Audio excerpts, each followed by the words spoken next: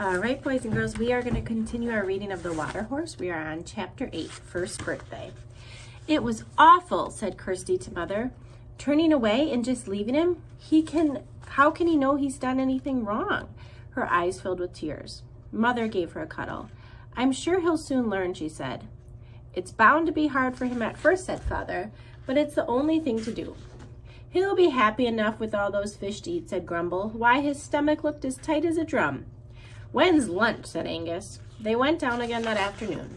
Kirsty called Crusoe and he came, and they all made a tremendous fuss over him, so that she was much happier when she went to bed that night. But as soon as she awoke the next morning, she felt miserable to think that she must once again pretend to be angry with him if he came without being called. And of course he did, and the whole performance of berating and shooing him was repeated.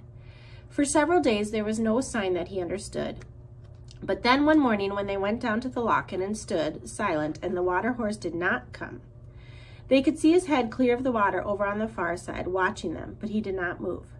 "Better," said Father, "but not good enough." Anyone could see that great noodle sticking up, and he shouted, "Dive, dive, dive," in a loud sailor's bellow. The head submerged with a startled splash.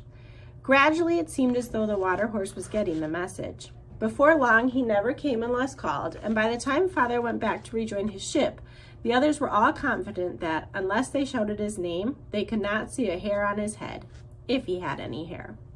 Somewhere a pair of nostrils would be protruding just above the water, perhaps even a pair of watching eyes, but no one could have ever spotted them amongst the shifting ripples of the surface.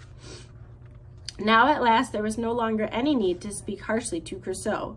The lesson had been learned, and they could simply enjoy spoiling him each time he answered his name, and he could enjoy the tickling and the warm words of praise, and now the occasional treat of a special and, for the water horse, unusual tidbit.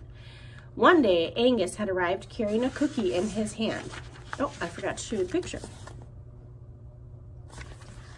One day Angus had arrived carrying a cookie in his hand.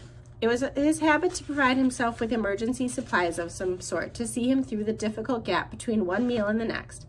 But on this occasion, maybe because it was not long after breakfast, he had reached the loch-in without having yet eaten the cookie. It was chocolate chip, his favorite kind. They called Crusoe and stood waiting on the bank when, so suddenly as to make them jump, he surfaced right beside them, stretched out his long neck, and took the chocolate chip cookie neatly out of Angus's hand. "Avast there!" shouted Angus angrily. "Give that back, you son of a sea cook!" But the cookie had vanished, and a pleased expression had appeared upon the face of the water horse. He licked his lips in appreciation and gave a short, deep grunt, a sign, they knew, of great contentment. From then on, by common consent, with the exception of Angus, a chocolate chip cookie was Crusoe's special treat, and on March 27th, 1931, they gave him a whole box for his first birthday present. "Do you remember, Grumble," said Kirsty as they watched the box disappear, cardboard and all, "when he was only as long as the span of your hand? Just look at him now." Now it was no use trying to describe Crusoe's size as matching that of any kind of tiger or even a saber-tooth. He was far bigger. Grumble reckoned that at the end of that first year of life he measured roughly 15 feet from nose to tail tip. "It's all the fish he's eating." "What happened," said Kirsty, "when he's caught all the fish in the loch-in?" But before Grumble could answer, they heard a sound that was quite uncommon in those parts in those days. It was the sound of a car, farther down the glen and coming toward them. "Dive!" snapped Grumble, and Crusoe instantly obeyed and dove under the water. When the car reached them, it stopped on the road above, and the driver got out to ask directions from the big old man with the droopy mustache, who stood by the loch-in hand in hand with a girl and a small tubby boy. "Thanks awfully," said the driver when Grumble had given him directions. He looked at the mere still surface of the loch-in. "I say, what a peaceful spot," he said. "Nothing ever disturbs it, I should imagine." They waited until the sound of the departing car had died away, and then Grumble said, "Call him, Angus." And Angus shouted, "Crusoe! Ahoy there, Crusoe!" and got up out of the center of the loch-in in a great fountain of water. Like a breaching whale rose the weird and wonderful shape of the water horse. In a flurry of spray and foam, he hurtled shoreward at his best speed, bellowing softly with pleasure at the second summon from his friends. "I say, what a peaceful spot," drawled Angus. "Nothing ever disturbs it, I should imagine." Nothing did disturb it, though, throughout that spring and summer of 1931. Grumble took the children down to the loch less frequently now, perhaps only once a week. When they asked why, he said that Crusoe needed to get more used to being on his own.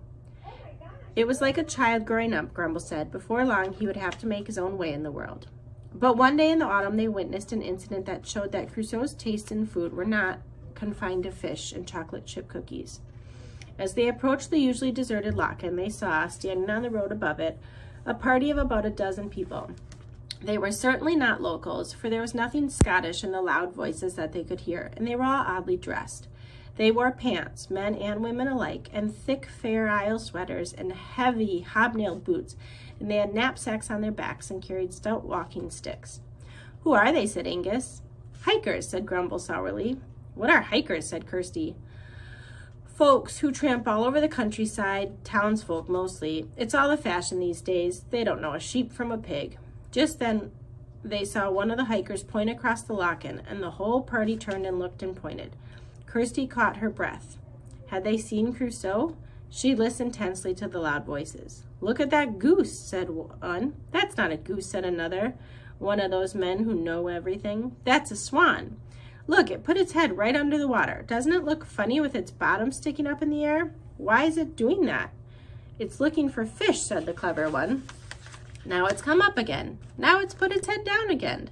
And as Grumble and the children watched, the swan dived once more, but then quite suddenly and silently it disappeared beneath the surface. "Where's it gone?" said the hikers. "It's dived," said the clever one. There was silence then for several minutes until somebody said, "It's been underneath an awfully long time." "They can hold their breath," said the clever one, and the hikers turned away and tramped off down the road, swinging their walking sticks. Out on the water, a few white feathers rose and floated on the surface. Crusoe must have eaten the swan. All right, that is the end of chapter 8. Chapter 9 comes next. I hope you're enjoying the book. Thank you.